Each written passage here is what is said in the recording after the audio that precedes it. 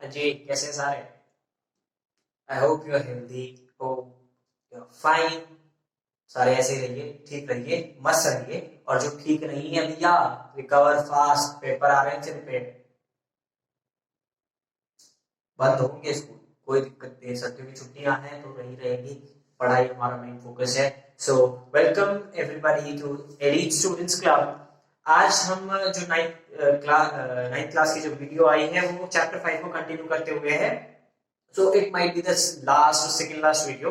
देखते हैं कितना टॉपिक कवर होगा। हम ज्यादा लंबी वीडियो नहीं लेंगे, ठीक है। हम एक मॉडरेट टाइम की वीडियो देंगे, 12-13 मिनट की, 15 मिनट देख लेंगे, कोई दिक्कत वाली बात नहीं है, ठीक है। बट ध्यान ये रखना है कि एनसीईआरटी नहीं छोड़नी है, रीडिंग नहीं छोड़नी है, क्वेश्चन की प्रैक्टिस नहीं छोड़नी है और पढ़ना नहीं छोड़ना है ना।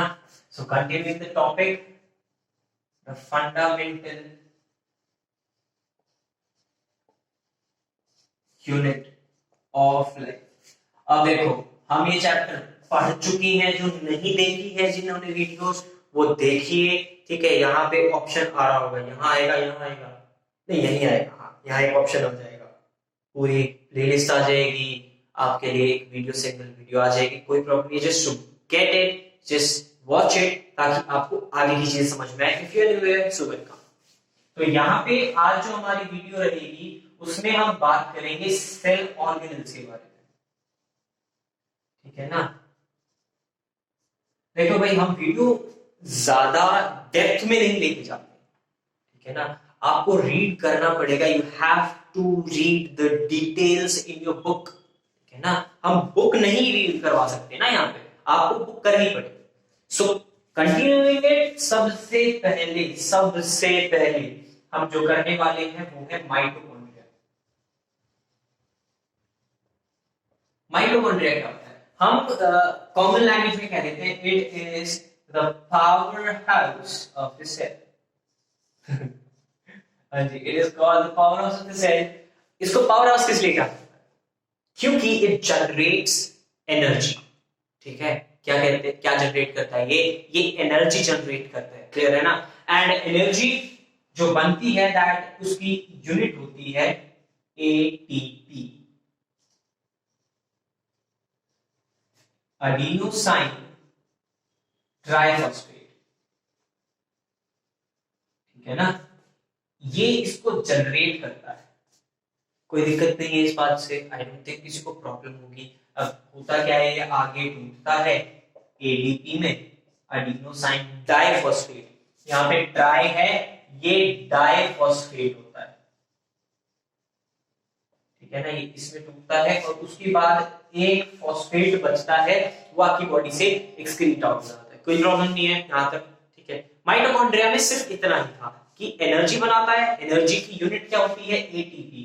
अरे भैया फुल फॉर्म बता दो, तो फुल फॉर्म बता देते हैं, एडिनोसाइन ट्राई फॉस्फेट, आसान सा नाम है। अब ये होता क्या है, इससे एनर्जी कैसे मिलती है? एनर्जी कैसे मिलती है भैया? एटीपी एडीपी में कन्वर्ट हो जाता है, इसको हम एब्जॉर्ब कर लेते हैं एनर्जी की फॉर्म में, और यहां से फॉस्फेट होता है, देखो वो बच जाता है, और ये फिर बाहर निकल जाता है बॉडी से, इट एक्सक्रीट्स आउट, ठीक है। तो इतना ही था माइटोकॉन्ड्रिया, है ना। चलो तो फिर अब दूसरा जो आता है भैया, दूसरा जरूरी है, एंडोप्लाज्मिक रेटिकुलम। ये देखो भैया, ये थोड़ी सी जरूरी चीज में आता है एंडोप्लाज्मिक रेटिकुलम, क्योंकि एंडोप्लाज्मिक रेटिकुलम का काम होता है सिंथेसाइज करना, ठीक है ना, कोई प्रॉब्लम नहीं है, सिंथेसाइजिंग का काम होता है इनका। अब यहाँ पे एंडोप्लाज्मिक रेटिकुलम बेसिकली दो होते हैं, एक स्मूथ एंडोप्लाज्मिक रेटिकुलम और एक रफ एंडोप्लाज्मिक रेटिकुलम, ठीक है। इसका काम एक्चुअली होता क्या है? इसका काम होता है, कहीं भी अगर जरूरत है किसी चीज की, तो ये वहां तक सेल की, अगर मान लो ये एक सेल की लेयर है, ठीक है ना, और यहां पे कुछ टूट गया, तो यहां से एंडोप्लाज्मिक रेटिकुलम आएगा, यहां लग जाएगा, and it will always help to provide energy, sorry, to provide anything needed for repair. तो स्मूथ एंडोप्लाज्मिक रेटिकुलम क्या बनाता है? Smooth endoplasmic reticulum synthesises fat, it synthesises fat, ठीक है। और रफ एंडोप्लाज्मिक रेटिकुलम क्या करता है, इट सिंथेसाइजेस प्रोटीन्स। क्या सिंथेसाइज करता है, ये प्रोटीन सिंथेसाइज करता है, प्रोटीन बनाता है, ठीक है, कोई प्रॉब्लम नहीं है।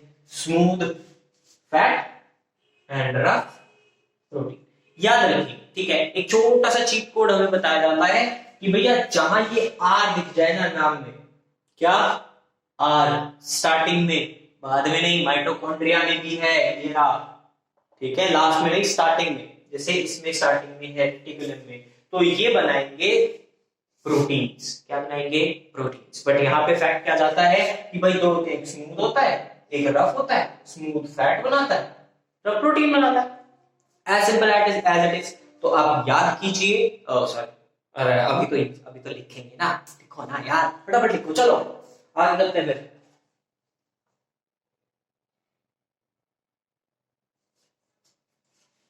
अब देखो, अब अगला आता है, अगला कौन सा आता है, अगला आता है गोल्जी एपरेटस। क्या आता है, गोल्जी एपरेटस, जी, गोल्गी भी बोलते हैं कई बच्चे, गोल्जी भी बोलते हैं, तो गोल्जी एपरेटस या गोल्गी एपरेटस हम ध्यान रखेंगे, but basically it is Golgi, ठीक है। गोल्जी एपरेटस क्या होता है, Golgi apparatus is a kind of store house of the cell.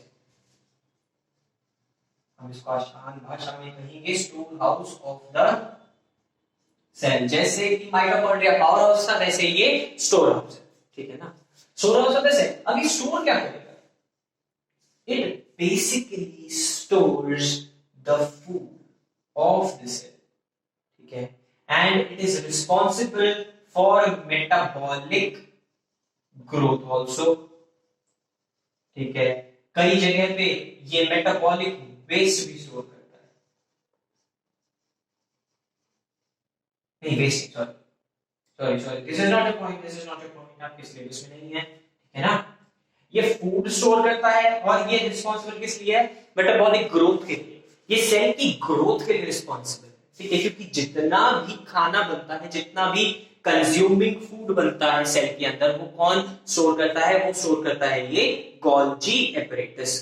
कोई दिक्कत नहीं है, I hope you all are clear about this, you have clear picture, you have sound picture about this, ठीक है ना। अब यहां से हम आगे चलते हैं, तो हमें देखते हैं राइबोसोम्स, ठीक है। अब राइबोसोम्स क्या करते हैं, राइबोसोम्स में हमें आगे क्या, बस बात, दे जस्ट सिंथेसाइज प्रोटीन्स। क्या बनाते हैं, प्रोटीन्स क्या बनाते हैं, प्रोटीन, ठीक है ना, कोई दिक्कत नहीं है, इजी था। अब अगला आता है हमारा लाइसोसोम्स। क्या आता है, लाइसोसोम्स। अब लाइसोसोम्स को कहा जाता है सुसाइडल बैग्स।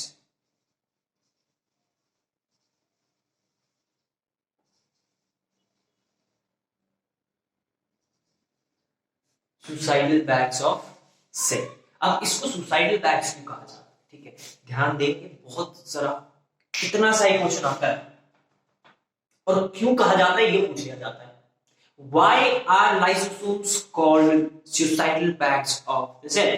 किस लिए, अब होता क्या है, देखो, कोई भी ऐसी चीज जो सेल को नुकसान पहुंचा सकती है, कोई भी ऐसी चीज, कोई जो फॉरेन बॉडी है, ठीक है ना, और वो foreign body is not helping the cell, it's not helping the cell, it's damaging the cell, ये इसको करप्ट करे, कुछ भी, कोई भी चीज, तीनों में से 1 2 3, कोई भी चीज है, ठीक है ना, तो उन 3 चीजों में से कोई भी चीज होती है, तो उस टाइम पे लाइसोसोम्स क्या करते हैं, लाइसोसोम डाइजेस्ट, कोई भी फॉरेन बॉडी होगी, इट डाइजेस्ट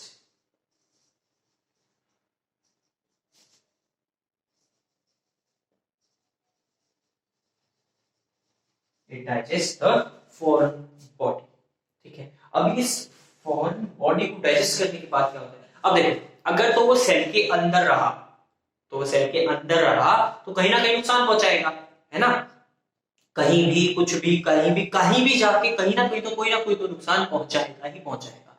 उस नुकसान को खत्म करने के लिए क्या किया जाता है, लाइसोसोम्स क्या करते हैं, दे बर्स्ट इट, वो अपने आप को एक्सप्लोड कर देते हैं और उसकी वजह से क्या होता है, इसके अंदर से कुछ जो रिएक्टिव मटेरियल्स रिलीज होते हैं, कोई भी लिक्विड रिलीज होता है, दैट डैमेजेस और completely make the cell dead, खत्म कर देता है सेल को ऑन इट्स स्पॉट, वहीं पे रहता है वो सेल, अपने आप को खत्म कर लेता है, किसकी वजह से, इन लाइसोसोम्स की वजह से। So this is why these lysosomes are called as suicidal bags of the cell।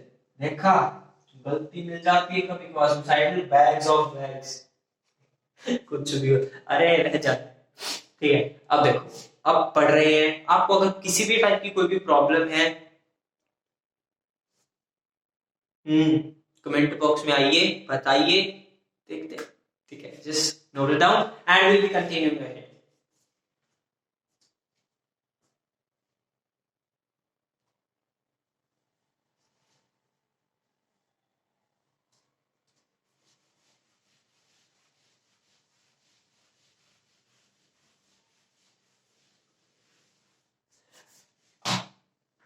आज की वीडियो का लास्ट जो है वो है वैक्यूल्स।